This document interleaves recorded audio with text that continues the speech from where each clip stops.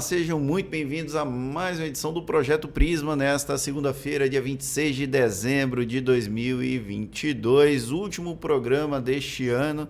E logo depois do Natal a gente começa com aquele clima natalino, aquele clima de união que a gente espera que prevaleça em todo o ano de 2023. Ao meu lado, na edição desta segunda-feira, está o nosso querido repórter Bruno Leite. Seja bem-vindo, Bruno. Obrigado, Fernando.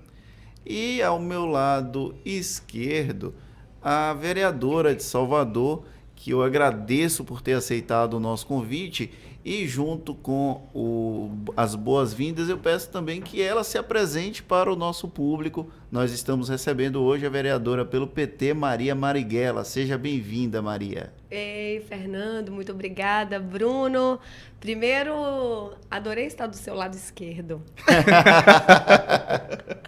Acho muito importante estar do lado do coração, né? Já começando dizendo a todo mundo Feliz Ano Novo, né? Boas festas, que seja assim um ano de muita prosperidade, abundância, de reconexão social, humana. Estamos colocando muitas esperanças nesse ano, mas não só no ano, no ciclo político, na política, no encontro. E queria desejar a todos e todas um feliz Ano Novo. Bom, eu sou Maria Marighella, estou vereadora da cidade de Salvador, mas sou atriz, gente. Eu sou atriz, gestora cultural, ativista da cultura, mãe de Zeca e Bento. E sou, como vocês sabem, neta de Carlos Marighella, então não é pouca coisa estar na política com essa história, com essa trajetória, com essa responsabilidade, com uma responsabilidade enorme com esse tempo. E, enfim, eu sou Maria Marighella.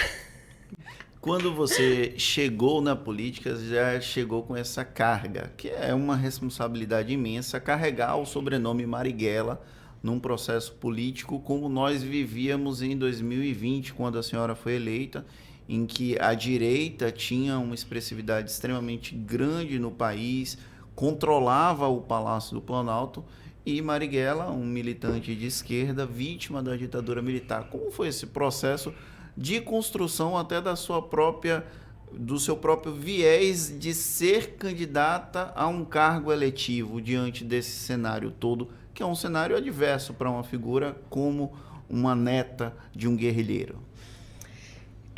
Isso mesmo. Primeiro, queria dizer, muitas pessoas ficaram surpresas, né, com minha chegada na política institucional, digamos assim, ou partidária. Maria, né, apareceu na política e eu primeiro dizia que eu não apareci na política, eu não tive vida, eu não pude ter vida fora da política. Então, eu nasci pleno 1976, plena ditadura militar. Meu pai, Carlinhos, estava preso.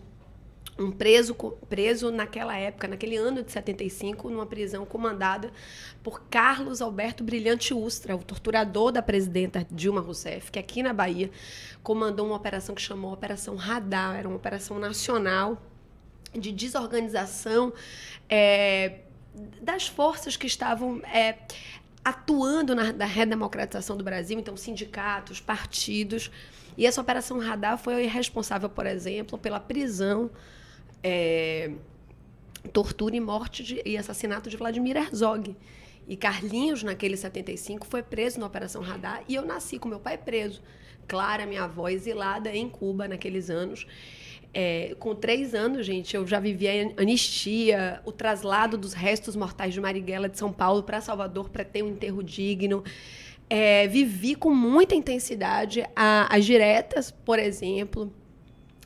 Com 8 anos, vendia broche na escola das diretas. Meu pai foi deputado em 82, muitas eleições. Então, uma vida radicalmente atravessada pelos maiores marcos ligado políticos. Diretamente à política, mas distante da política institucional, né? Sim. Por quê? Porque tomo uma decisão, porque a política, para mim, embora algo absolutamente, radicalmente próximo, radicalmente umbilical, né? Então, na minha casa estavam os principais episódios da vida pública do Brasil. E, por outro lado, um processo de extrema violência. Como você quer ser da política, estar na política, viver a política institucional com essa carga de violência E é por isso que eu digo que eu me tornei artista, né? Eu digo que eu fiz teatro porque o teatro era onde eu podia ter os meus próprios problemas. Eu dizia assim, numa vida em que todos os problemas eram sociais, coletivos, eu dizia assim, eu fazia teatro, que era o espaço onde eu podia ser eu mesma, né? Ter os meus próprios problemas. Então, sou uma criança que faz teatro, uma jovem que faz teatro.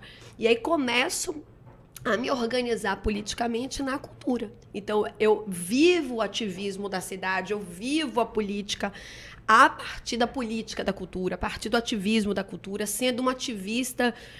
Então, nunca estive afastada e vou, né, me formando a partir dessa agenda, da cultura.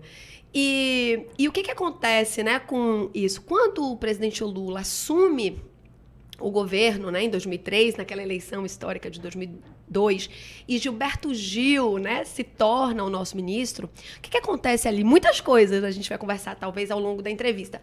Mas acontece que eles abrem radicalmente os espaços de participação. Então, um dos pilares desse governo, dessa gestão, da gestão Gil, é a participação. Então, se complexifica muito os espaços de participação com os conselhos, colegiados, conferências, câmaras setoriais. Era um conjunto de espaços de participação. Nós nos envolvemos radicalmente com esses processos de caravanas por todo o Brasil. E em seguida, o efeito disso na Bahia é que a Bahia tem a sua primeira conferência de cultura em 2005, ainda antes de Jacques Wagner assumir o governo. E, em seguida, Jacques Wagner assume o governo. A Bahia tem a sua primeira Secretaria de Cultura. Né? Primeiro com Márcio Meirelles. Sim. Primeiro com Márcio Meirelles, ali naquele 2007. O primeiro ato de Wagner e com Márcio é separar, desmembrar a Secretaria de Cultura da Secretaria de Turismo, que era um marco do carlismo, né? Um marco daqueles tempos. E que, de alguma forma, se mantém na estrutura carlista ou não carlista, ou carlismo pós-carlismo da Prefeitura de Salvador, né? Porque cultura e turismo ainda são pastas que continuam juntas, agregadas. Perfeito, é um marco. E o próprio candidato a governo, ACM Neto, disse que voltaria. Ele em algum momento das suas entrevistas, ele disse que tinha esse compromisso de voltar a pensar essas pastas juntas. Então, a gente se distinguiu muito nesse processo por separar essas pastas, ainda que elas possam, em algum limite, andar juntas em alguns programas e projetos. Em tese, deveriam, né? Precisam, né? Elas têm componentes muito distintos e precisam ser vistas nas suas especificidades e andar juntas ali nos seus projetos e ações, né? Em outra dimensão. Mas aí em 2012, exatamente em 2012, ainda com Jacques Wagner governo, aí sim, Albino Rubim, secretário de Cultura do Estado da Bahia, eu sou convidada a integrar a equipe da Fundação Cultural do Estado da Bahia, que, quando a secretaria era Secretaria de Cultura e Turismo, a Fundação Cultural do Estado da Bahia, FUNSEB, tinha status de secretaria, porque ela era responsável por promover as políticas públicas para a cultura num conjunto. Quando se tem a Secretaria de Cultura, a Fundação Cultural do Estado da Bahia passa a ser uma fundação promotora que tem a responsabilidade de promover as políticas para o campo das artes. E é nesse contexto que eu sou convidada, eu achei um convite muito inusitado, a compor a gestão pública. E tenho a minha primeira experiência, aí sim como gestora, não mais como artista, produtora, ativista, agitadora, né?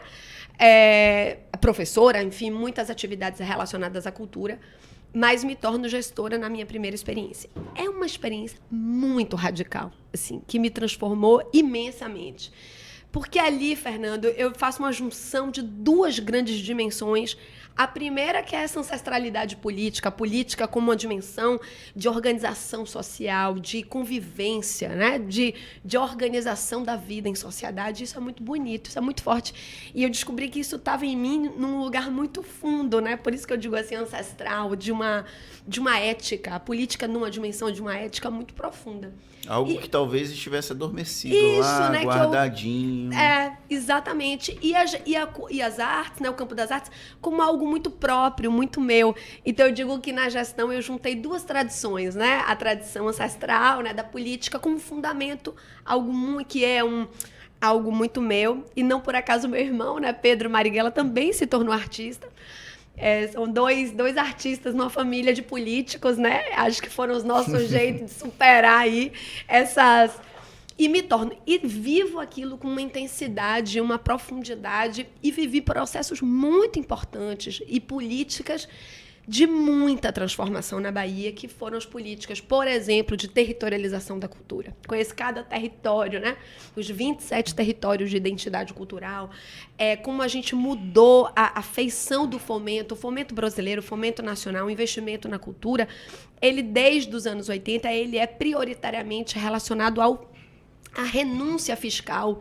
E isso dá à iniciativa privada grande controle na vida política, na vida pública e controle da atividade cultural do país. Foi a Bahia pioneira, e Márcio Meirelles é muito responsável por isso, e Albino também, por mudar a feição do fomento à cultura, ou seja, tirar o protagonismo da renúncia e colocar força no fomento direto do Estado aos projetos com mais carga pública. E ainda assim com recursos muito limitados, muito, né? Sempre muito incompletos. A gente conseguiu um aumento orçamentário ao longo dos 2 governos, mas, óbvio, muito... Dos 2 governos Wagner. Dos 2 governos Wagner, mas ainda muito insuficientes para o tamanho que a cultura tem na Bahia. A gente precisa falar do tamanho da cultura na Bahia. E vivemos isso, a mudança no fomento, uma política de difusão muito importante. Albino levou, o secretário Albino Rubim, professor, intelectual, pesquisador da cultura, uma figura muito celebrada não só no Brasil, como fora do Brasil. Albino tratou a difusão das artes com muita responsabilidade, tanto dentro do território da Bahia, mas nós participamos de feiras internacionais, organizamos uma modalidade que é mobilidade artística e cultural, criando um fomento específico para a mobilidade. Bom, a territorialização das artes na Bahia, conectando aos equipamentos culturais. Então, foram políticas muito importantes naqueles anos e fez da Bahia pioneira, protagonista na cena nacional. Isso muito aliado à CNC também, né? O Sistema Nacional de Cultura. Sim, exatamente. Então, ao sistema, com tudo aquilo que estava acontecendo, ao campo de participação, ao Sistema Nacional de Cultura, aos pontos de cultura, como uma política muito vibrante. Então, acontecia a cena nacional se modificava e a cena local também. Essa experiência fez com que, do segundo governo da presidenta Dilma, né? Então, quando Dilma volta em 2015, percebam, ali em 2014, o Brasil já estava muito convulsionado. Desde 2013, aquela jornada. As jornadas. Ali aparece, pela primeira vez, um mal-estar colocado na vida do país, um mal-estar sobre o modelo de desenvolvimento. Eu gosto de falar que 2013 tem muitos sinais, né, muitos cenários que a gente fala pouco sobre 2013.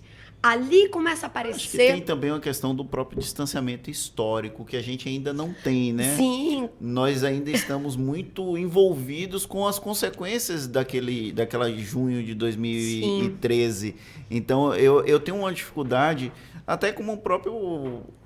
A gente, como jornalista, nós acabamos refletindo muito sobre a realidade.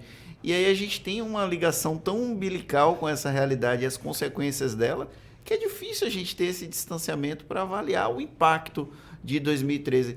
Eu acredito, assim, uma boa parte da imprensa só vai ter a dimensão de 2013 em 2018, com o processo político-eleitoral de 2018, porque 2014 tem aquela ligação, mas a gente não tinha o distanciamento. Então, sim, é um processo que a gente está ainda de amadurecimento, talvez como o seu amadurecimento para a área política. Claro. Eu acho que também se trata muito do nosso processo formativo, a gente ainda está muito ligado à direta já e tudo mais. Acho que essa influência também é muito grande ainda, sabe? A gente vai começar a avaliar quando os materiais historiográficos forem produzidos e a gente tiver acesso com o tempo, enfim. Quando a gente tiver um distanciamento, quando uma nova geração sem essa paixão, sem o lado emocional, tiver devidamente envolvido.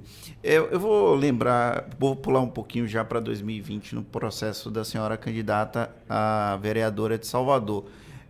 Nas rodas de conversa, as pessoas não apostavam em Maria Marighella como um nome a ser tão bem votado na capital baiana, mas havia um voto de opinião muito forte para Maria Marighella. Então, a votação da senhora é uma surpresa para muita gente que acompanha a cena política, porque não foi um voto daquela militância tradicional da esquerda. Não estou dizendo que a senhora não é de esquerda, calma. Mas é uma militância de opinião distinta daquela que o PT se apropriou ao longo dos governos de Lula para cá.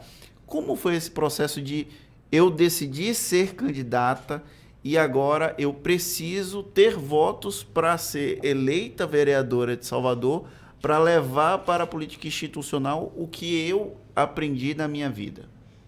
Então, é isso. Só fazendo a conexão com a... Então, só voltando para Dilma, só um pouquinho, porque é essa costura que é importante.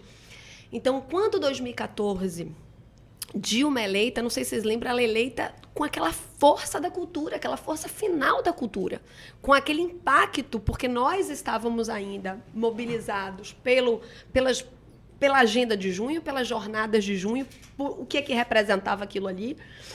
Um mal-estar tinha sido colocado ao projeto petista, ao modelo de desenvolvimento que o Brasil tinha adotado. Havia críticas àquele projeto político. Ali aparece, gente, Belo Monte, o questionamento sobre Belo Monte, a pauta ambiental e a foi pauta levada indígena. Pela pauta cultural, pela classe cultural, né? Por exemplo, e aí a gente tem na cultura entre o projeto, né, do PSDB e o projeto petista, a cultura não tinha dúvida, ela vem em peso defender. E aí a presidenta Dilma eleita, Juca volta ao Ministério da Cultura, faz um compromisso com a Política Nacional das Artes, e é nesse contexto que eu sou convidada a ir para o Ministério da Cultura, para a Funarte, e para justamente criar uma política nacional para as artes. Eu vou para o Rio de Janeiro, eu vou para a Funarte, eu vou participar. E o que a gente vê nesse ano, né? A gente vê exatamente o avanço da extrema-direita, o avanço dessa agenda fundamentalista, o avanço do ódio nas redes, nas ruas, nas instituições.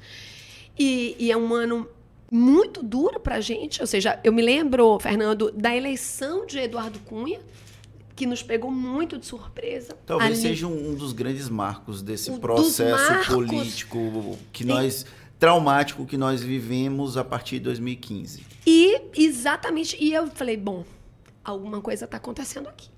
Né? Jean Willis, os primeiros ataques a Jean Willis, por exemplo, um amigo, eu me lembro de ligar para Jean, assim, Jean, como é que você está? O que é que está acontecendo? E Jean dizia, esses ataques não são para mim. Ele tinha consciência que ele era o alvo, ele estava alvo, mas ele não era o único, ele não seria o único. E começa um campo de tensão ali. Bom, aí vem o dia que aí sim, falando da minha candidatura, o 17 de abril de 2016, que é o dia da admissibilidade do impeachment na Câmara dos Deputados, ali, para mim, é a cena do golpe, sabe? Ali que é a cena, aquela cena que é um marco da história. E é na hora em que Bolsonaro dedica o voto dele à Ustra, Fernando. É naquela hora. Eu tenho convicção que a hora que eu me levanto é a hora que diz assim, não. Tem algo da democracia que a gente não disputou. A gente fez muito, a gente fez alguma coisa, a gente fez, né? Mas tem uma coisa aqui que precisa ser dita.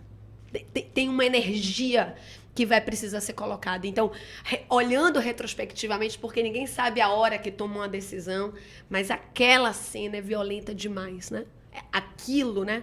Ustra, o torturador que opera a prisão do meu pai, o torturador da presidenta, um sujeito tem ali passe livre para falar aquilo, e a única pessoa que sai precisando fazer um desagravo é Jean Willis. Eu sabia que a democracia do Brasil tinha ultrapassado a linha para a brutalidade, né?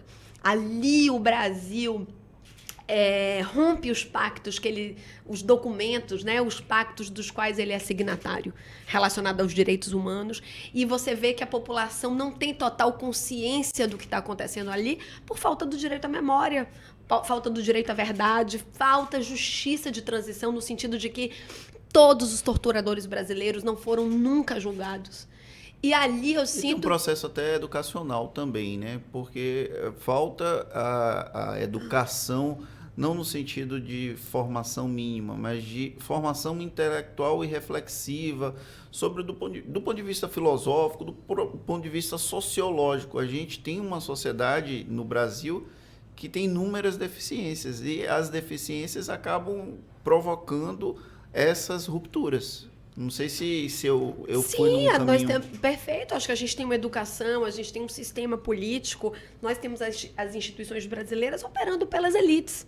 Ou seja, as elites brasileiras, elas dão o conteúdo da democracia brasileira. Marighella falava isso no seu livro Por que Resistir à Prisão. Ele falou assim, o problema da democracia brasileira é que ela tem um conteúdo de elite. E as elites ainda operam as instituições. Mais de 50 anos. Então... Mais de 50 anos atrás. E ali eu volto para a Bahia, no impeachment, eu volto para a Bahia para restabelecer, né, os meus vínculos com a responsabilidade de quem tinha responsabilidade com a retomada democrática.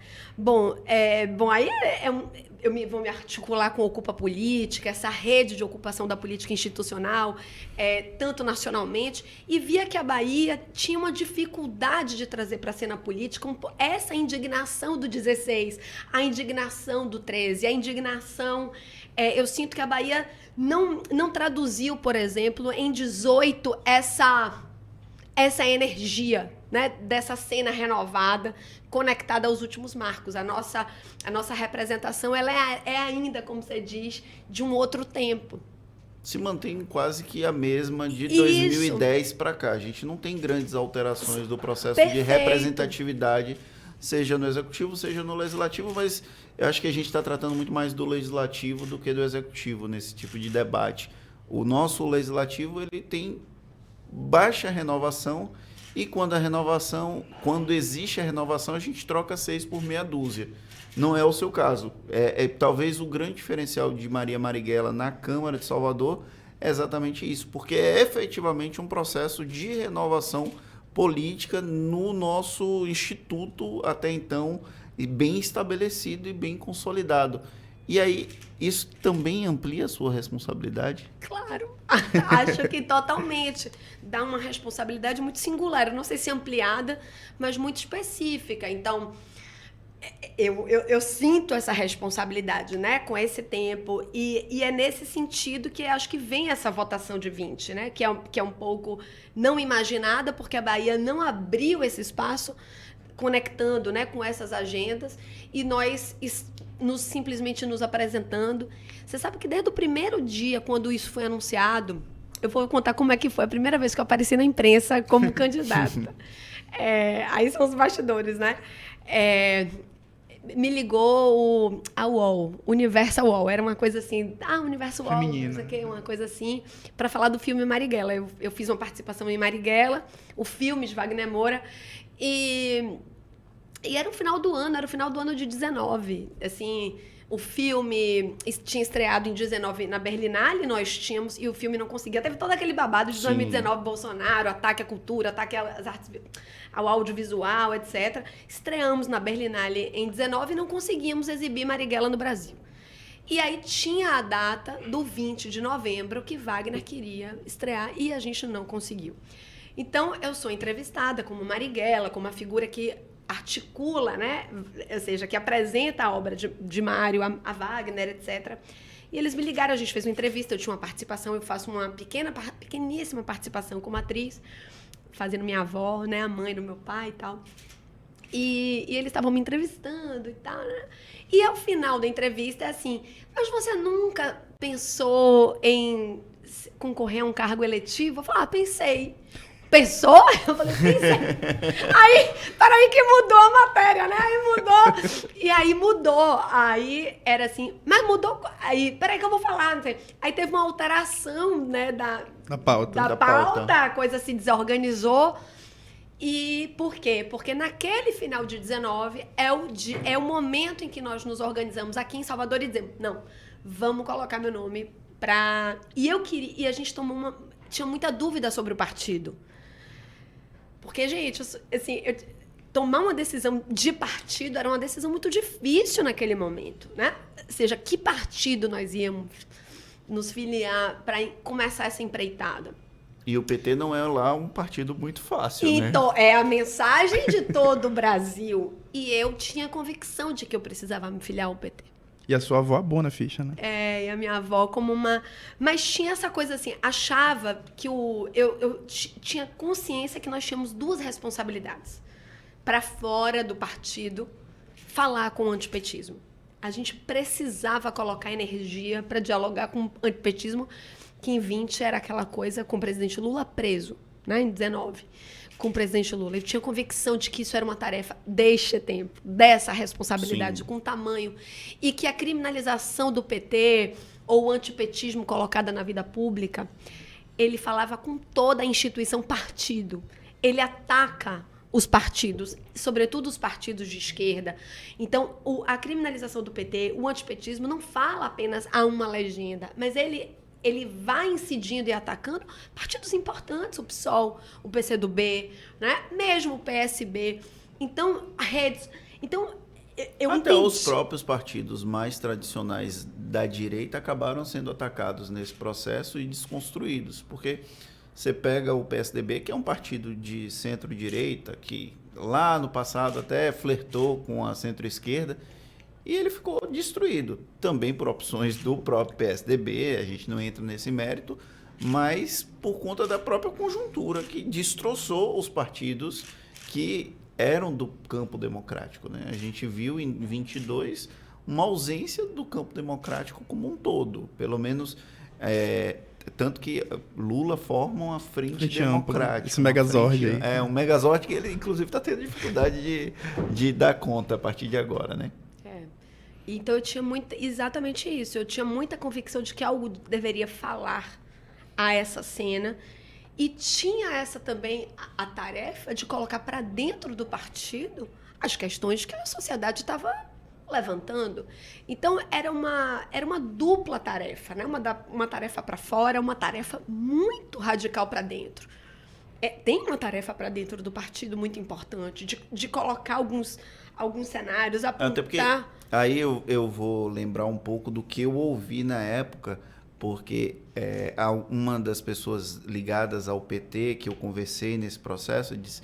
Marighella é um bom nome, mas ela ainda precisa ser confirmada como candidata pelo PT. Então, havia o próprio questionamento interno do PT da sua viabilidade enquanto candidata a vereadora. Então, foi um processo que não foi tão simples e que, para fora, pode ter parecido simples, mas para quem acompanha os bastidores, sabia que ela se filiou, mas se filiar não quer dizer que vai ser candidata. E a senhora chega em 20 e ganha a eleição e ocupa um espaço que até então eu não tenho recordação de ter visto no legislativo como um todo, baiano, a figura de uma representante legítima da cultura. E aí traz debates sobre a política cultural, seja a política cultural baiana, seja a política cultural soteropolitana, seja federal. Mas ainda assim, a senhora, quando chega na Câmara de Salvador, sabe que não é tão fácil discutir e levar temas de cultura para o debate macro, para o debate institucional. E aí ela passa por um processo de reinvenção também? A primeira coisa que nós ouvíamos, sim, sabe que tem uma vereadora lá em Belo Horizonte que é Cida Falabella, é uma atriz, é vereadora atriz, e ela... Bruno chama a senhora de vereatriz. Isso, eu recebi como é? A faixa. E é muito uma honra, assim, receber essa faixa de vereatriz, vereadora da cultura.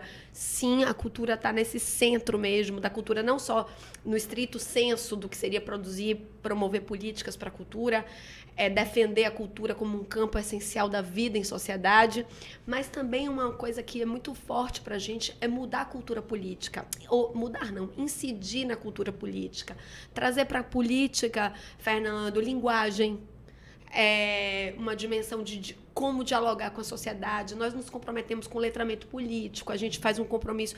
Sabe uma coisa? Logo nas primeiras entrevistas dessas, assim, a ausência, por exemplo, do ódio nas nossas redes, ou seja, ataques, porque teve uma hora, a coisa ficou tão dura, violenta, que a galera começou também a ir pra cima, a detonar o outro lado. Bolsonaro aparecia muito pouco nas nossas redes.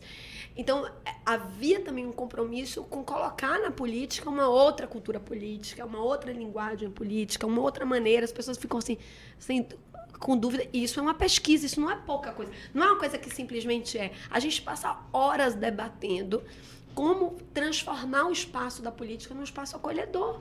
Ora, por que as mulheres são mulheres únicas e absolutas por anos na política?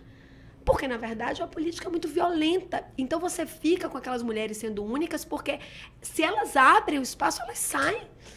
Então, os espaços não são acolhedores, eles não abrem para... O resultado da eleição de 2022, a senhora disputou uma vaga na Câmara dos Deputados, é suplente de deputada federal, mas, para além da senhora, outros nomes que eram boas apostas ficaram de fora e só homens entraram pelo PT, pela bancada do PT, basicamente, da federação. Não, porque a federação ainda inclui a Alice, que sim, é uma mulher. Sim. É uma prova disso, dessa... É um pouco de masculinidade tóxica nesse processo, né? Um machismo estrutural que impede que mulheres ocupem espaços. Inclusive, até nesse processo político, a gente discutia aqui na redação... porque vão sair tantas mulheres candidatas, não era melhor focar em uma só? Só que a gente acabava incutindo o discurso machista, porque as mulheres podem e devem ser candidatas e devem ocupar esses espaços, mas falta uma reflexão da sociedade como um todo para que haja o êxito, né? Eu acho sim. Eu acho que o resultado da Bahia, eu vou falar como o resultado final, não só o resultado petista. Eu diria que o resultado da eleição para o Legislativo baiano é um resultado conservador. Na sua dimensão, ele é um resultado de permanência dos poderes tais quais eles estão. Eu diria que é uma cena com baixo impacto de renovação, não só falando de nomes, a renovação como uma... Eu estou falando de agendas, de incidências. Acho que nós somos vitoriosas, aí eu falo do partido, na eleição de Jerônimo, que era uma eleição que foi... que ali a gente teve muita dificuldade, ou seja, tinha uma cena em que viria o senador Jacques Wagner, e naquele janeiro, ali no início do ano, quem imaginava que Wagner saísse? Nós intuíamos que isso pudesse acontecer. Tinha uma hora que a gente dizia, vai... Mas acho que para a viabilidade do nome do governador Jerônimo, acho que a gente faz um pacto de acomodação que dá um resultado mais conservador da cena política como um todo. E agora eu acho que Jerônimo tem falado dele mesmo se responsabilizar no seu governo por uma transição política. Ele tem dito isso. Ontem ele esteve na Câmara, mas eu falaria que há um resultado, independente eu vou tratar dos temas mulheres, etc., mas eu diria que a Bahia, ela faz uma cena, quando você vê a bancada baiana, e quando você vai para a diplomação, você vê quem são os mais votados, né? Quais são os candidatos mais votados. Você vê que é uma confirmação do espaço de poder pré-estabelecido. Né? Então, a cena da diplomação é toda ela de reforço dos espaços de poder sendo renovados. É disso. E obviamente, com manutenção do status quo. Exatamente. E é óbvio que com essa cena, com a organização para a preservação dessas estruturas, é óbvio que figuras como eu e outras, né, que você está falando, e mesmo do PT, elas vão ficando de fora. E aí muita gente... E aí a gente tem que colocar na balança, porque por que fazer a manutenção desses poderes quando o Brasil e o mundo estão colocando na vida política e na vida pública uma agenda, né? Então, essa tensão, ela ainda está presente e a Bahia ainda não consegue responder a isso. Então, acho que a Bahia, ela não responde ainda a essa pulsão, né? E aí voltam as nossas responsabilidades, como eu digo. Então, eu estava falando, sim, eu sou uma vereadora da cultura, com muita honra, sou uma vereadora da cultura, mas me tornei vereadora de outras agendas muito importantes. E aí digo, me tornei um pouco a representação da agenda LGBTQIAPN+, na Bahia. Ou seja, o voto LGBT na eleição de 22 foi uma coisa assim, foi um êxtase e uma força e um desejo, eu dizia assim, um tesão, uma coisa muito exuberante. Como o campo LGBT colou, claro, numa dimensão de linguagem, numa dimensão, mas eu diria numa dimensão de direitos. Me torno a vereadora, por exemplo, do meio ambiente. E óbvio, existem outras pessoas. O próprio vereador André Fraga, com grande tradição, mas me torno a vereadora do direito à cidade, do campo da mobilidade, que defendeu, por exemplo, o passe livre nas eleições, articulado com o Movimento Livre, com o OBMOB em Salvador, né? Que denunciou a especulação imobiliária, as desafetações aí junto ao campo da oposição. Então, a gente vai abrindo o nosso escopo para outras agendas, desde as agendas tradicionais da educação, né, por direitos do professorado, mas com uma agenda muito contemporânea. Então, assim, a gente tinha que defender os professores, mas nós defendemos nesse ano, por exemplo, o interesse de tirar as licenciaturas, percebam, né? Salvador tem um programa muito avançado da relação da educação pública, de ensino básico, com as artes. O que aconteceu nessa gestão? Eles tentaram retirar as artes das séries iniciais, tirando as licenciaturas específicas das artes e colocando os pedagogos, tentando criar um falso disputa entre os pedagogos e licenciados das artes, coisa que nunca existiu. Nós sabemos que esse é um diferencial, se fosse levado a sério, da educação básica de Salvador. E aí a gente conseguiu organizar a luta dos professores, do professorado, etc. e tal, com a luta das licenciaturas em artes, envolvendo licenciatura do teatro, das artes cênicas, da dança, das artes visuais, que a Bahia é pioneira lá, né, dos anos 50, nas primeiras escolas das artes, pelo menos da música. Então, a gente foi abrindo esse espaço para essa conexão, né?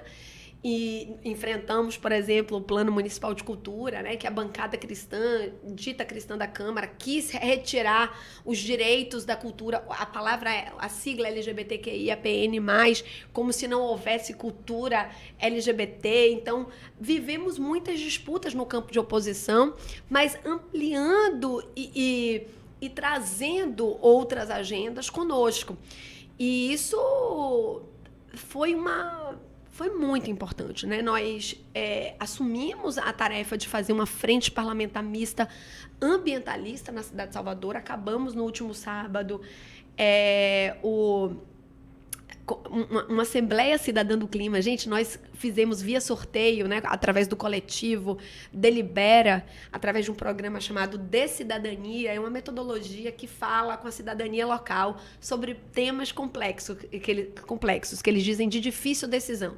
É um chamado à cidadania para participar de temas complexos, em que não tem perdedores e vencedores, em que todo mundo pode ter perdas, né? Em que necessariamente haverá perdas. Então você chama a população para deliberar. Olha, nós temos que tomar decisão sobre isso e precisamos de mais gente debatendo isso. E nós fizemos uma Assembleia Cidadã, que é essa metodologia do clima, e trouxemos o PMANC, que é o Plano de Mitigação e Adaptação às Mudanças Climáticas. 50 pessoas foram selecionadas através de sorteio, mobilizadas, elas se inscreviam e depois sorteadas.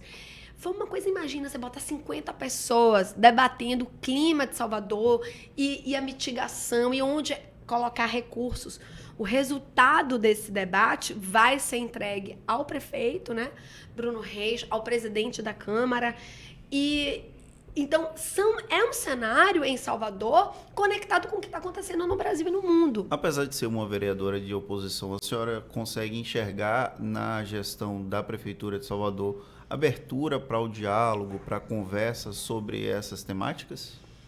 Olha, eu vou falar logo no início, logo quando eu Gente, eu adoro política, viu? Eu me vi assim, eu me reconheci. E tem primeiro eu queria falar do respeito com que sou tratada pela equipe do prefeito Bruno Reis.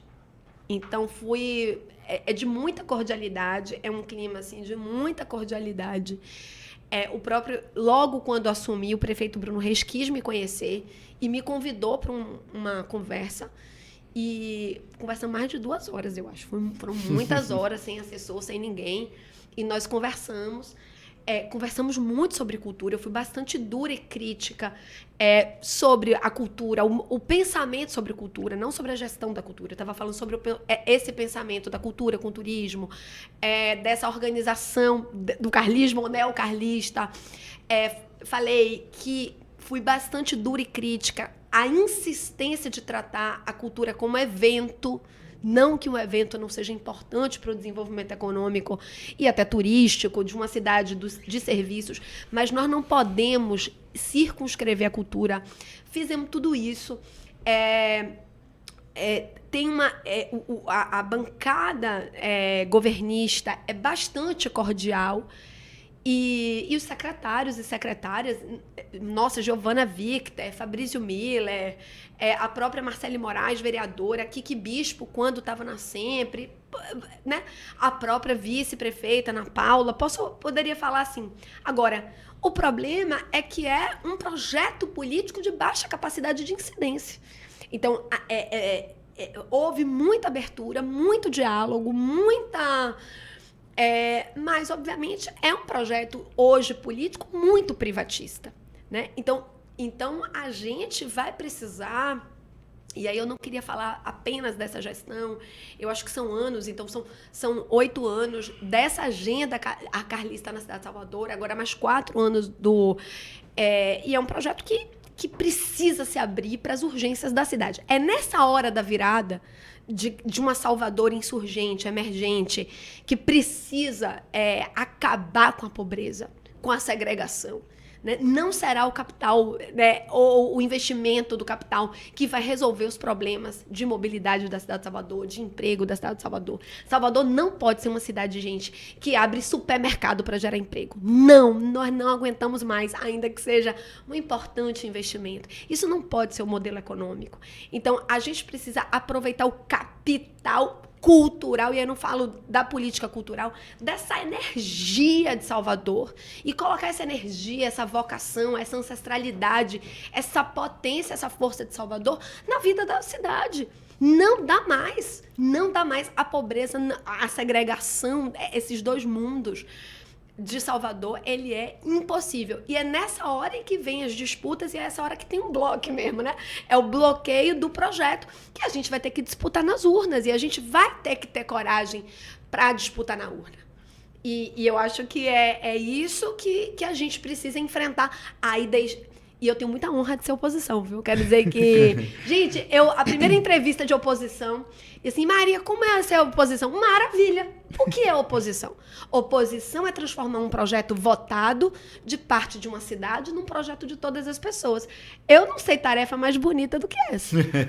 Dar essa unidade. Agora, a gente vai precisar ter a coragem de sair em Salvador do campo de oposição e ser a situação de uma cidade mais justa e igual.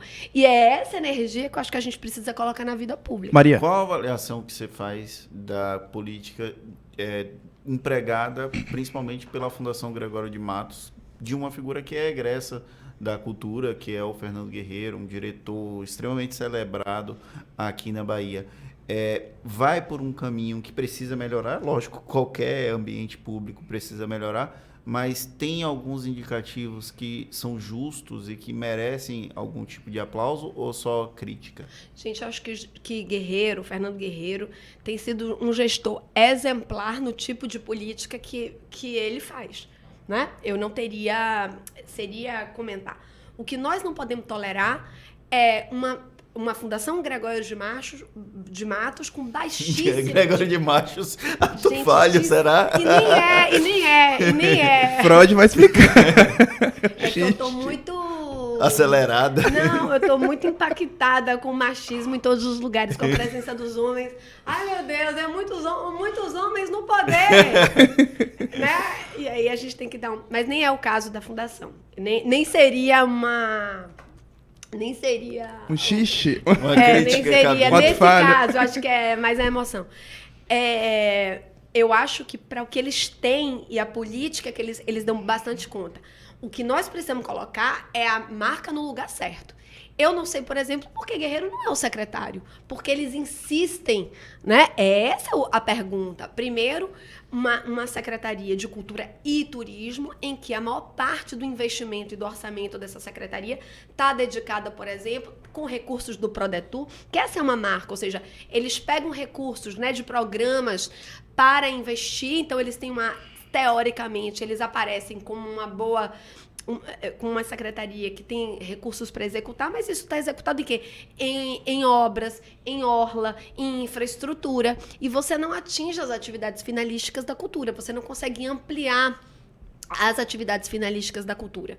Então, a crítica está primeiro colocada. Nós não podemos mais, em Salvador, tolerar uma Secretaria de Cultura e Turismo em que os seus recursos e as suas atividades estejam subordinadas ao investimento ao turismo, em que essas atividades estejam desviadas para as outras atividades de infraestrutura, a exemplo desses projetos de orla. Nós precisamos abrir os investimentos, chamar concurso de projeto para esses investimentos em equipamentos que são importantes e devem ser valorizados, como Casa da Música, etc. Mas isso precisa ter princípio mais republicano, mais aberto, que a gente tenha esse tipo de concurso que acontece em toda grande cidade do mundo, né? Concurso de arquitetura, concurso de projeto. A gente tem uma repetição dos mesmos autores e agentes participando e, obviamente, a gente sabe que tem um campo da política e não tem nenhum demérito que a política participe, ao contrário, fortalece. A política tem que sustentar o projeto, mas não pode ser... como é que eu posso explicar? Ela não pode... subordinar o projeto da política cultural. E é isso que precisa ser colocado, né? Nós precisamos de gestores do campo da cultura em espaços plenos de autonomia, de orçamentos com o tamanho da cultura. E eu falaria isso de um modo geral. E aí eu vou aproveitar o gancho e saber, o governo do estado da Bahia faz uma boa gestão de políticas culturais? Olha, eu acho que os últimos 8 anos, né? O que aconteceu? Rui Costa, dito por ele mesmo, né, criou uma política de austeridade no governo. Ele conta isso, inclusive, como algo bem sucedido, que ele fez uma gestão... Foi bem exaltado nesse período que ele queria ser ministro da Fazenda. Em que ele dizia que foi responsável com as contas públicas, de que ele tirou, né, recursos do custeio, colocou em espaços de investimento, que ele fez o dever de casa, que ele foi celebrado, muito bem avaliado. Mas nós precisamos dizer que houve também uma política de austeridade em campos em que o investimento é extremamente importante. E eu diria que a cultura foi desses lugares impactados com esse tipo de austeridade. Acho que a cultura perdeu muito do investimento nesses últimos anos. Nós não executamos recursos de fundo, do fundo, por exemplo, o Fundo de Cultura. Nós não fizemos os projetos de difusão. Nós tivemos dificuldade com a manutenção de equipamentos culturais. Nós saímos de uma rota internacional, por exemplo. Então, nós tivemos perdas muito grandes num contexto de crise. Então, o Brasil vivia uma crise política, econômica, sanitária, mas eu não posso celebrar uma decisão de austeridade num campo tão importante e que entrega tanto à Bahia. Então, acho que é uma decisão mais de governo. E acho que essa decisão deve ser questionada pelo campo da cultura. E a cultura, eu acho que por se tratar de um momento de crise, inclusive em que a gente estava enfrentando o fascismo, o bolsonarismo, o ódio, acho que a cultura recua do seu papel de mobilizador social, desse campo sujeito que pode mobilizar, né, as estruturas. A cultura se contém, porque a gente sabe que a gente estava lidando com algo muito severo, forte, violento, mas num novo contexto de Brasil, numa nova cena de recomposição do Ministério da Cultura, acho que dificilmente a cultura vai ficar tranquila e quieta. E acho que é por isso que até o próximo governador eleito, diplomado Jerônimo, está com dificuldade ou teve dificuldade para achar esse nome. Porque a cultura vai surgir e ela vai reivindicar espaço do tamanho da Bahia, espaço do tamanho da cultura da Bahia. E acho que a gente vai viver momentos ainda e eu espero que a gente possa colocar a Bahia nessa nova cena nacional em bom lugar. Eu acabo de voltar de Ceará. O Ceará foi o estado que melhor conseguiu responder às políticas de cultura nesse último ciclo mais difícil de ataque direto à cultura. Inclusive, por exemplo, com a entrega de uma biblioteca parque, com um conjunto de equipamentos, mas não só equipamentos, um conjunto de políticas. E a Bahia precisa não só retomar suas agendas, mas a Bahia precisa avançar. Eu brinquei, né? Que é um de volta para o futuro. Não é só uma recomposição de campo. É conseguir se imaginar num novo momento político do Brasil. E acho que é isso que está em jogo. Maria, a gente estava falando muito sobre abertura e eu queria saber de você, depois de 2 anos de PT, 2 anos de mandato, agora encerrando o ano, né? Se você tem visto essa abertura para essas novas agendas, para esse advento das novas agendas e para essa outra linguagem, para o letramento, tanto dentro do PT quanto dentro da Câmara. Uma outra questão que eu queria saber é porque a gente tem falado muito sobre cultura e um incremento que, inclusive, é de muito interesse para mim é a questão do direito à cidade, né? A Câmara hoje está mais bem preparada? Olha, eu vou dizer uma coisa, poder não se dá, poder se toma, né? Pode se conquistar também. Pode se conquistar também. Então, acho que a gente está em pleno trânsito. Eu diria que as dificuldades são imensas, as dificuldades são enormes. Muitas vezes há um reconhecimento, poxa, isso é muito importante, mas na hora do vamos ver, na hora da disputa real, é mais difícil. Os espaços muitas vezes estão fechados mesmo, né? Então, há um reconhecimento público, poxa, isso aqui é tão interessante, que novidade aqui, nossa, que cena tão insurgente, mas na hora de tomar decisões, essas decisões não vêm.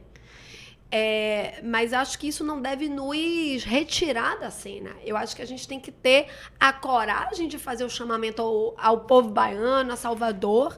Não é hora de chorar as pitangas, né? Eu acho que a hora é de avançar. Você sabe isso, assim, não é fácil, não é simples, as derrotas são enormes, né? Mas as vitórias são maiores, gente. Eu nunca podia... imaginar que em 20 eu coloco meu nome em 19, né? Com essa cena de candidatura. E, de repente, né? Ser eleita, fazer uma candidatura como essa. Nós queríamos ser eleitas, claro, gente. Não só queríamos, íamos brilhar, íamos arrasar nesse congresso. A gente tinha eu andava pelo Brasil todo como eu ando, e a galera dizia assim, uma Marighella no congresso. A galera tava pirando, gente, esse negócio de Marighella no congresso pirou. A galera tava... E a Bahia nem se liga. Gente, Marighella no congresso, é reparação, esse cara... É um patrimônio da memória política da Bahia. E, obviamente, a invisibilidade colocada nisso, ela é programada. Ela não é uma invisibilidade... Marighella. Não. Da própria esquerda da Bahia. Da própria esquerda. Então, tem algumas cenas que a gente precisa insistir e a gente não vai ter problema em insistir, né? Então vamos com tudo. Mas você voltar nessa sua segunda eleição com 53.364 votos, sem um deputado, nenhum, sem um prefeito, de nenhuma cidade, né? Com muitas vezes, saia daqui que aqui tem nossos deputados, tem a nossa galera. Chega ali um pouquinho para lá, que aqui tem gente. Tá ocupado, né? Com uma cena muitas vezes difícil. E a gente lá na nossa van, entrando, dialogando. chegando em lugares, conversando, olho no olho. Gente, fala, Maria, como é que você faz política? Como eu aprendi, gente. Olho no olho, uma a uma. E o nanotrio lá. Reto, nanotrio, falando no microfone, chamando a geral, subindo no trio e pulsando essa energia. Então, não dá pra dizer que isso é pouca coisa em 2 ou 3 anos. E mais, nós tivemos votos em 401 municípios. 401. Só 16 que não. Isso, e eu recebia áudios, assim, coisas assim, Maria, eu sou de uma cidade X, eu sou uma pessoa Y, me reconheço, me identifico, da cultura, ou de umas cenas, assim, gente que quer revisar PDD-1 nas suas cidades, você está falando do direito à cidade. Acho que as eleições municipais de 24 serão fundamentais. Certa feita, a gente fez um levantamento aqui no Bahia Notícias com as 10 maiores cidades do interior sobre PDD-U e LOA. LOAS.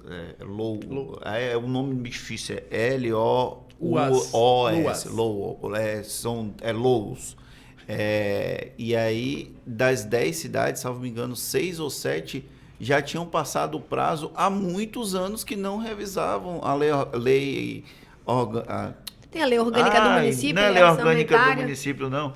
É a LOUS, aquele negócio que vem junto com o PDD-U. Eu esqueci. De ordenamento. É a lei de ordenamento do uso e da ocupação do solo. Pronto, lembrei. A memória falha de vez em quando. Então, prova que o interior do estado é desabastecido de informações nesse sentido. A própria população não sabe da obrigação dos vereadores, por exemplo. Não sabe da obrigação do prefeito. E isso passa por um processo de educação cultural, de educação política, que ainda falta e ainda deixamos a desejar como um todo. E aí a gente pensa, o Estado brasileiro, desde o município até a União, a gente passa por um processo de evolução que precisa ser debatido, precisa ser discutido, precisa ser melhorado. Maria, eu queria saber qual foi o momento mais emocionante desses processos eleitorais que você vivenciou. Ai, meu Deus. Gente, olha, eu vou falar, eu chorei quase toda. Eu virei um poço de lágrimas, porque gente, tudo é muito emocionante, né? Assim, primeiro porque talvez a eleição de Lula, né? O dia 30.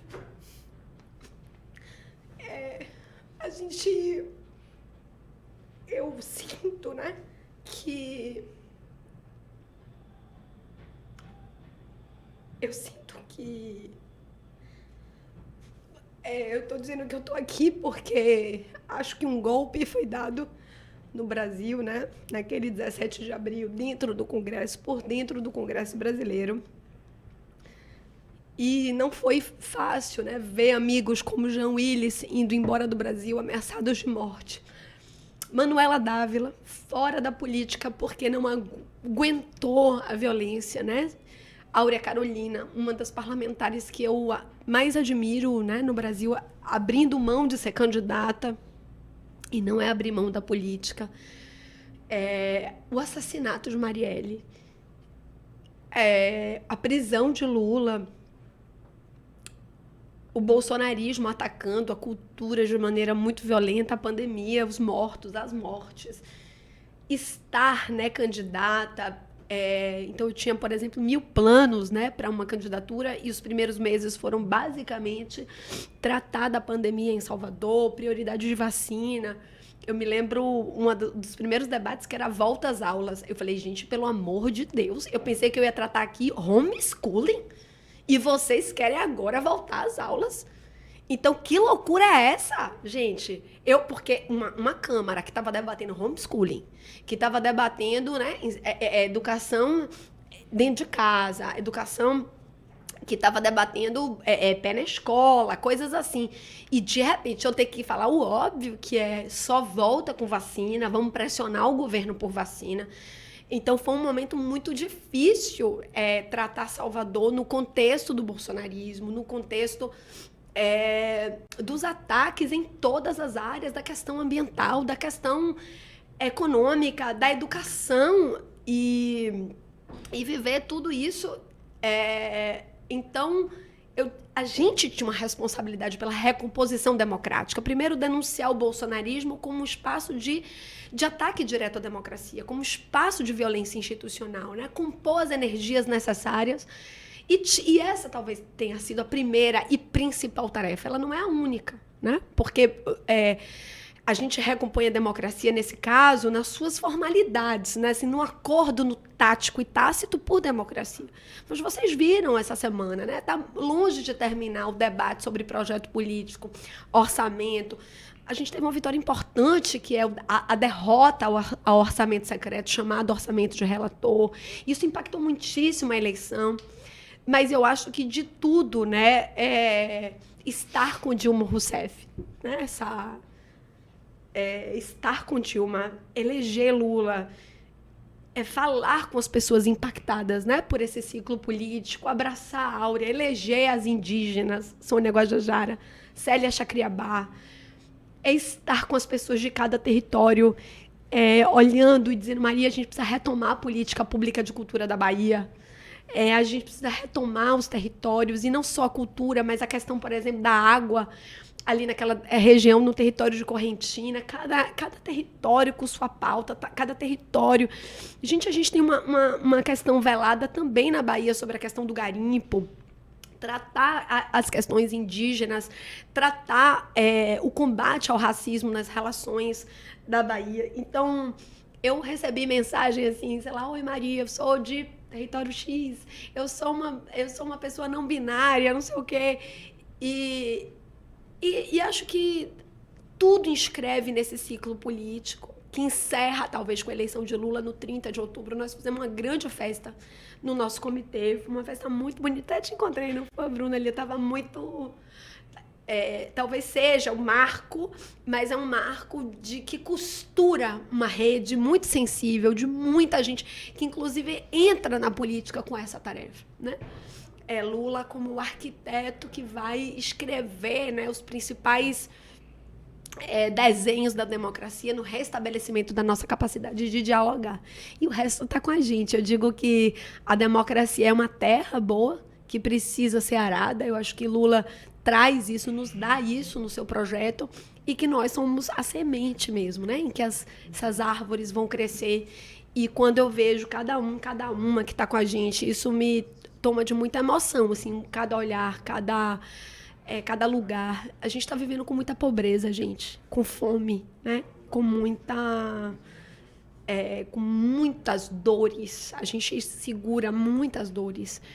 Muitos direitos negados. Com muitos direitos. Agora a questão, né, do nascituro, né, o estatuto do nascituro. Vocês não sabem o quanto de adolescentes estão grávidas e ficaram grávidas em Salvador. Eu estou no contexto da pandemia, violência sexual, ou mulheres não atendidas, né? O aborto legal, violência doméstica, o aborto legal não sendo atendido, sendo questionado pela própria rede que deveria amparar. Então, essa dúvida colocada na vida pública. Por outro lado, nós aprovamos muitos projetos importantes. Aprovamos, por exemplo, um projeto proposto pelo padre Júlio Lancelotti. No início do ano, estive em São Paulo. Da arquitetura hostil.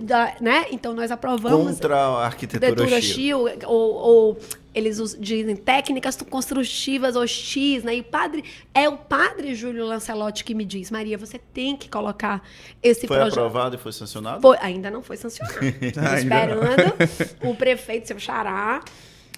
Mas nós aprovamos no contexto agora, né, do SUAS, né, o Sistema Único de Assistência Social, a aprovação do auxílio moradia, que já é um direito, mas ampliado para a população LGBTQIAPN+, em situação de violência, e ampliação para as mulheres em situação de violência.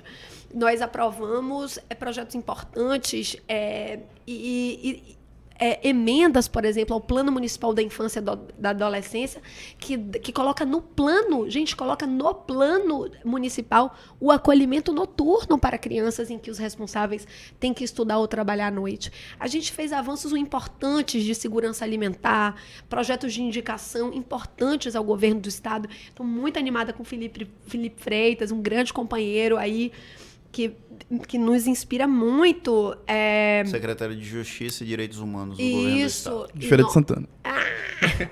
Então, Bairrista Bruno Leite, meu Deus. essa feira dá e deixa, né? Não tem aquele negócio assim, Europa, França e Bahia, agora é a Europa, França e feira.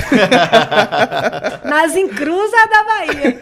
Então, todo respeito, máximo respeito. Então, são muitas vitórias também, e essas vitórias precisam ser celebradas para dizer para as pessoas que há espaço na política para todo mundo. A política precisa ser um espaço de abertura para a diversidade.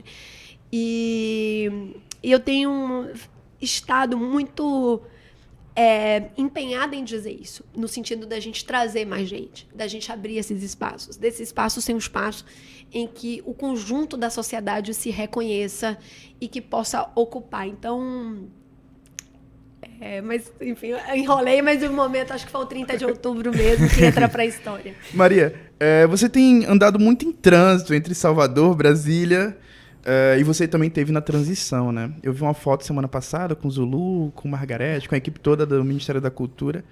Você aceitaria voltar para o Ministério da Cultura? Já houve esse convite? Como é que anda isso aí? Olha, não houve, gente. Ninguém me convidou para nada, viu?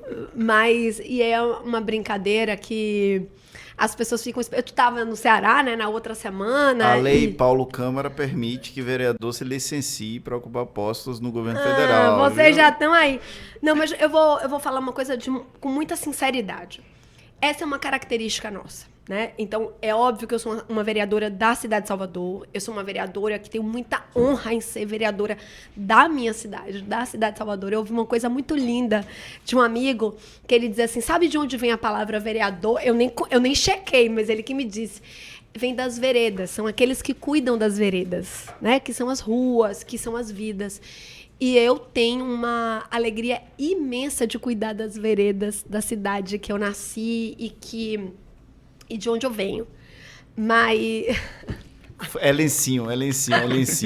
As emoções, né? Então, eu tenho isso.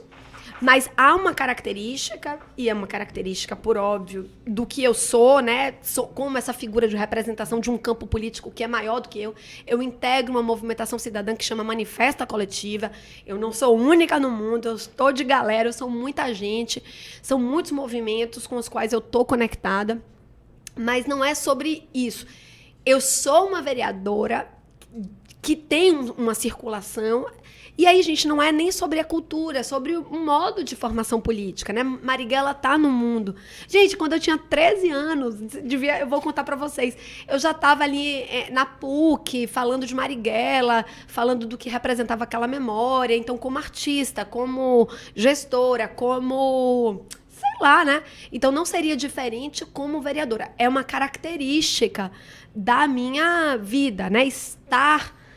costurando vínculos além de Salvador. Então, isso não é sobre esse momento ou estar convidada para algum... É uma característica do nosso mandato. Ele é local e ele é nacional e daqui a pouco ele é global, porque as agendas municipalistas, acreditem, virão com tudo em 24. É muito importante dizer que a Ada Colau, por exemplo, me parece que vai se tornar uma figura municipalista global. Acho que ela é uma grande referência. Muitas mudanças na cena da América Latina e América do Sul, do que representarão as cidades no novo ciclo de desenvolvimento de democracia, de agendas de cidades antirracistas, feministas, do direito à cidade. Eu intuo que a gente vai também precisar se conectar para além do Brasil e fazer uma conexão de cidades no mundo. Mas esse é um outro debate. Então, é o local de Milton Santos, né? É o local. Então, eu tenho convicção e isso é uma característica. Eu não estou convidada... mas lá no Ceará brincaram. Vai para não sei o quê, vai para não sei o quê. Todo mundo quer uma candidatura para alguma coisa. E eu disse assim, e porque sinto assim? Eu falei, gente, não é que eu vá, eu já estou. Oh. Então, com isso não é cabotinismo, não é sobre isso. É porque eu me sinto neste governo. Eu me sinto... Independente de estar formalmente nele. Eu me sinto responsável pelo governo Lula. Eu me sinto responsável pelo governo da Bahia. Eu me sinto responsável pela vida política do Brasil. Eu me sinto responsável pelo futuro que virá. Não importa onde eu estarei. e aí é muito honesto, eu estarei na cena de renovação política brasileira. E acho que essa não é uma afirmação do eu, uma bobagem. Ao contrário, é um convite, é uma convocação para a ocupação da política institucional. Em qualquer lugar que nós estejamos, nós estamos cumprindo um papel na sociedade. Vocês estão, né? Então, é um chamado coletivo à ocupação. Porque sem esse tipo de visão, ou seja, imaginar que você está, quando você o integra formalmente, essa que é a derrota. E é por isso que se abre espaços para ocupação de cargos, para algo que é do benefício do privado e não da dimensão pública. Então, eu tenho responsabilidade com o meu mandato, então, em primeiro lugar, com o conjunto de votos que eu tive, eu estou, né? Eu não fui eleita, mas tem um conjunto de votos que me dão mais responsabilidade. Eu volto para o mandato com muita responsabilidade. Aqui, eu tive mais de 30 mil votos em Salvador. É uma responsabilidade imensa.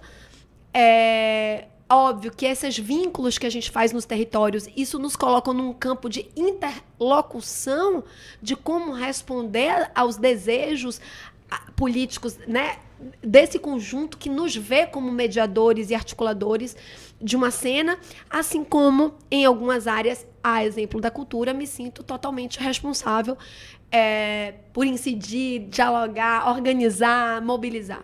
A gente está com um tempo já curto, porque Marighella tem outros compromissos, mas o Prisma também tem uma parte mais lúdica, que inclusive nós pulamos, eu esqueci de fazer, porque toda vez a gente pergunta, porque como o podcast vai ao ar na segunda-feira, às 16 horas, o copo está com água.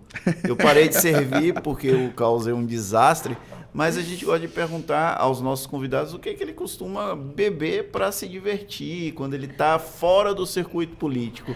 O que Marighella gosta? Gente, eu vou contar uma coisa pra vocês. Eu me tornei intolerante a glúten. Poxa. Então, não posso nem beber mais uma cervejinha. Tem cerveja sem glúten. Agora tem isso, mas é raro, assim, né? Nos lugares, né? Sim. Na balada. Então, primeiro que eu tenho 1,5 m, gente. 1,54 m. Então, me perguntaram, Fernando, Marighella é alta ou baixa? Aí eu disse, desculpa, eu nunca a vi pessoalmente, mas eu imaginava que ela era mais alta que eu. Todo mundo acha que eu sou um mulherão. Gente, 1,54 m, tá? 1,54 m. Então o povo brinca assim, um copinho eu já tô assim muito alegre. A manutenção dessa alegria é muito fácil. E me tornei intolerante a glúten, então tomo tudo que é sem glúten. Então, um drink, uma caipirinha, uma tacinha de vinho. Então, acho muito massa beber com as pessoas, interagir. E, às vezes, até cerveja. Eu digo assim, oh, meu Deus, me ajude. Né? Quando a gente tem alguns espaços. Apela pra tudo que é santo e a gente vai lá. Então, um copinho, eu já tô muito alegre, muito feliz de ser brasileira. Você é a primeira atriz que a gente traz aqui. E aí a gente pergunta, costuma consumir filmes e séries? É impossível uma atriz não consumir. Mas aí eu vou perguntar, tem algo predileto, algo que você esteja num processo de conhecimento hoje? Gente, eu vou falar, muito francamente, não tem tempo para nada, nada. Eu não tive tempo para assim, eu tenho consumido muito pouco, isso é um problemão. Inclusive, eu tô numa... Mas isso vai mudar, hein? Acabou esse negócio, elegemos o homem, né? Disso que eu tô falando, agora eu vou precisar um pouco de... Mas eu queria falar muito disso. É um pouco... As pessoas, às vezes, não imaginam que a vida política ela tem um tamanho de renúncia pessoal muito, muito grande, né? Não falo isso com orgulho, eu acho que não deveria ser assim. Mas a vida, sobretudo esses 2 últimos anos, foram de uma renúncia pessoal muito grande. Muitas vezes a gente adia leituras. As leituras são aquelas mais próximas ao trabalho do que aquelas de uma reflexão. Isso tudo faz muita falta. Qual foi o último livro que você leu? Olha, eu tô num livro que eu tô muito apaixonada, que ela tocou O Banzeiro, de Eliane Brum. E eu estou muito envolvida. Ela vai criando, né, ela vai entrando na Amazônia, ela vai entrando no Xingu, ela vai trazendo essa abordagem é uma jornalista que abandona a sua vida para mergulhar no Xingu com o advento de Belo Monte, e ela vai fazendo esse circuito, esse mapa pelo Brasil. Estou muito mergulhada nessa literatura que não é de uma indígena, mas muito interessada. Qual foi o último filme no cinema?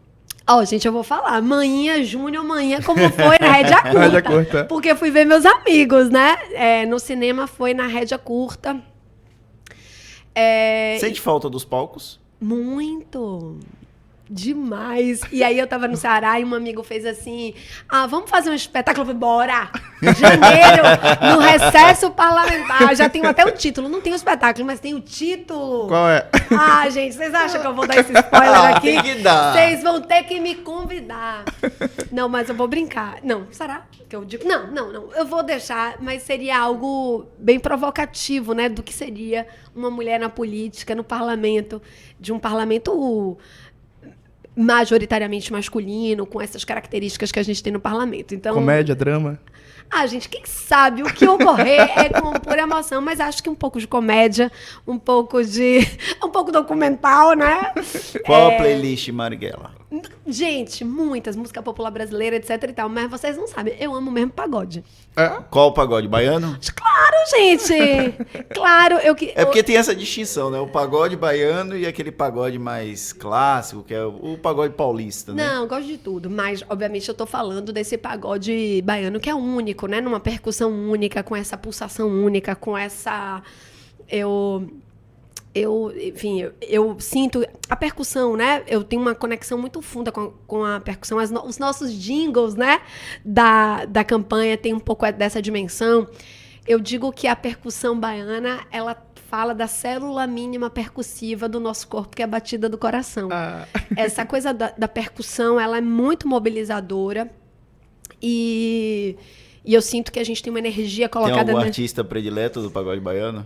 Gente, eu tô muito, assim, fã da dama do pagode, viu? Vou falar das mulheres, as mulheres no pagode, mas não com uma preferência, mas uma atenção que eu tô dando muito grande. Na quarta-feira teve uma atividade no Lafrida, lá do bici, da bike, não sei o que, bici preta, e eu não pude ir porque eu tava embarcando pra Ceará e fiquei chateada que eu tô doida pra encontrar com a dama, assim, eu e ela e eu tô chateada que ela é do...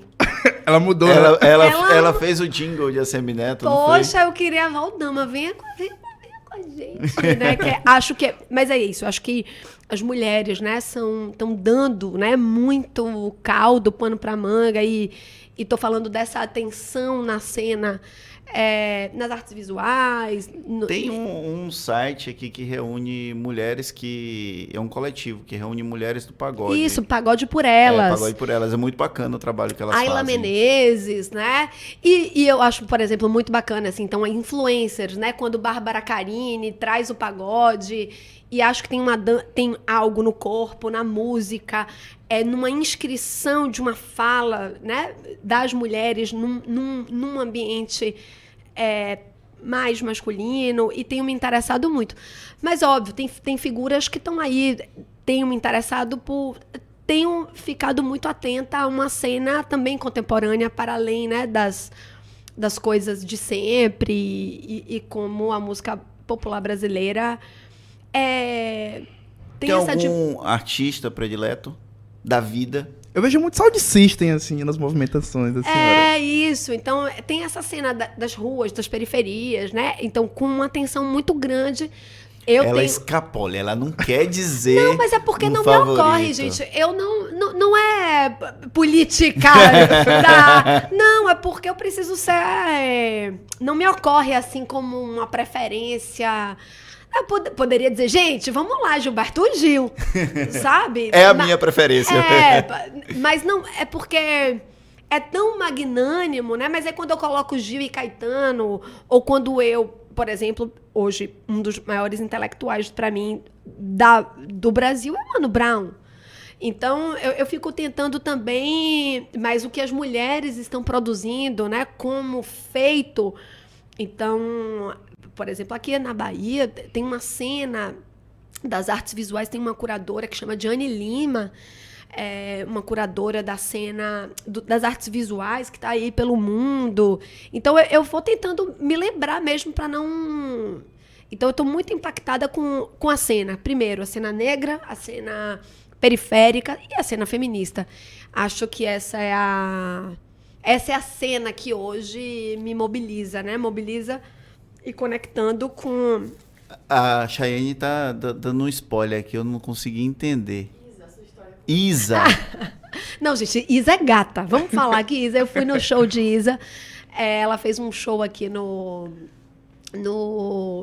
Concha. Não, foi na Concha. No 20 de novembro e tal. Foi uma coisa bacana. E fiquei muito emocionada porque fui com meu filho de 12 anos. Eu tenho 2 filhos, gente, um de 12 e um de 16. Eu sou mãe demais, eles são meninos muito lindos. Ficam com saudade da mãe, não, nesse período? Eles estão putos, né? Eles não estão com saudade, eles estão tipo, minha vida acabou, a gente não vai ter mais vida, tá todo mundo muito chateado.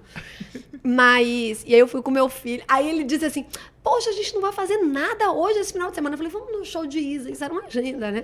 E fomos. E depois, no final, eu falei, vamos falar com Isa? Ele, tá, vamos lá. Assim, bem entre chateado e tal.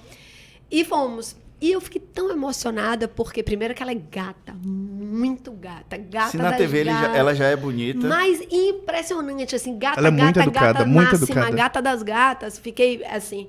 Mas foi uma coisa muito comovente, porque tinham várias garotas, assim como o meu filho, 10, 12, né? Uma moçadinha, meninas, né? Grandes, mas ainda não adolescentonas. E as meninas entraram, assim, pelo show, e ela conversando, né, e falando, e ela fez assim para as meninas, você é igual a mim. E ela parou e mostrou fotos dela com 12 anos, com 13 anos. E essa cena, né, da identificação, né, de meninas negras, da juventude negra. Representatividade. E se conectando, se reconhecendo nessas figuras. Isso é de uma beleza... Isso é de uma beleza, assim, né? O que é capaz de produzir a cultura negra brasileira, afro-brasileira, baiana. Isso é muito importante. E aí, por isso que eu digo, quando eu penso na Nara Couto, nós fizemos uma sessão de honra ao mérito cultural para Letieres Leite. Então, assim... Nara Couto. E a emoção que Margarete proporcionou lá, né? Manda chama... ela terminou a reunião, né, com a equipe de transição que trabalhou, da entrega do relatório, e ela se manda chamar os negros, manda chamar os... E é todo mundo assim, ó. Vamos, né, para o Brasil renascer, renascer de novo. E fica todo mundo muito impactado, né, com a força da cultura. E acho que a gente está vivendo essa movida, né? Essa movida sensível na vida pública e na vida política. Já que você é ligada a Jerônimo, ele incorporou uma pergunta aqui no Prisma, que é culinária. Gosta de cozinhar e o que gosta de comer? Gente, eu tive que cozinhar. Eu sou de uma família de que todo mundo cozinha muito e eu precisei cozinhar, mas não sou assim. Meus filhos dizem, mãe, realmente, não é a... A senhora nasceu para as artes. Isso, exatamente. Eu estou na cozinha, mas eu me dedico. Como eu sou dedicada, às vezes acontece de ser uma coisa massa. De ser... Mas, assim, enfim, não sou da cozinha, sou boa de boca. E gosto de comer tudo, mas tenho essa... Gosto de tudo, gente. Eu amo tudo. Eu gosto... Mas eu amo, gente, comida baiana. Vou falar... Na verdade, eu gosto de chegar em Minas, eu gosto de comida mineira, eu gosto de, sei lá, gosto de tudo. Né? O meu companheiro é galego, então eu me entreguei a essa culinária da Galícia, galega. Mas... Eu tenho uma história bacana com a comida baiana, que eu tive Covid e aí eu fiquei sem olfato, sem paladar. Meu Deus! E voltou comendo comida baiana. 21 dias depois. Aí veio aquela tempestade de sabores, de aromas. Aí eu... Graças à comida baiana, obrigado, Deus. Você bateu os tambores, né? Bem por aí. Então, eu tenho essa coisa, né? Realmente, o D&D é um negócio que levanta. E eu tenho umas coisas com a cozinha, que é o seguinte. Teve um dia Vocês sabem que no dia que nós vencemos a eleição... Não, vencemos não. No dia lá, o 15 de novembro de 20, eu quis comer sarapatel. Eu precisava... Era uma coisa assim, que era uma força suplementar. Eu acho que a comida tem um pouco disso, né? Que você precisa de elementos ou nutricionais, mas assim, tem um simbólico de uma coisa, de uma comida ligada à força, ligada à energia, ligada, né? Então, acho que a gente conecta muito a culinária, ela tem um sentido para nós muito ancestral, uma ritualística, né? Uma ritualística. Então, eu tenho essa conexão com a comida, mas o dendê é algo que me mobiliza num lugar muito afetivo e de cuidados, né? E fala muito sobre esse lugar que eu habito. Bate grandão. Bate grandão, bate grandão. Bom, pessoal, o Projeto Prisma com a Maria Marighella fica por aqui. Eu queria agradecer inicialmente a Bruno Leite por participar conosco de mais uma edição do programa. Obrigado, Bruno. Eu que agradeço. E agradecer a Maria Marighella por esse papo tão bacana, por ter se apresentado de uma maneira bem incomum para as entrevistas políticas. Pelo menos é essa a nossa proposta. Eu espero que tenha gostado. Gente, eu adorei. Obrigada, Fernando. Obrigada, Bruno, que eu já conhecia, que está sempre cobrindo a Câmara. Obrigada por essa abertura, esse espaço. E a todas e todos, feliz ano novo, que seja um ano de expansão, direitos, abundância, prosperidade e paz. O Projeto Prisma fica por aqui. Nós voltamos na próxima segunda-feira, às 16 horas. O programa de hoje teve edição de áudio e vídeo de Igor Barreto e Paulo Vitor Nadal. Semana passada eu disse que era Igor Nadal e Paulo Vitor Barreto. Corrigida aqui a informação. E a produção foi de Gabriel Lopes e Anderson Ramos. Lembrando que o programa também fica nas principais plataformas de streaming em até 24 horas. Um abraço e até a próxima semana.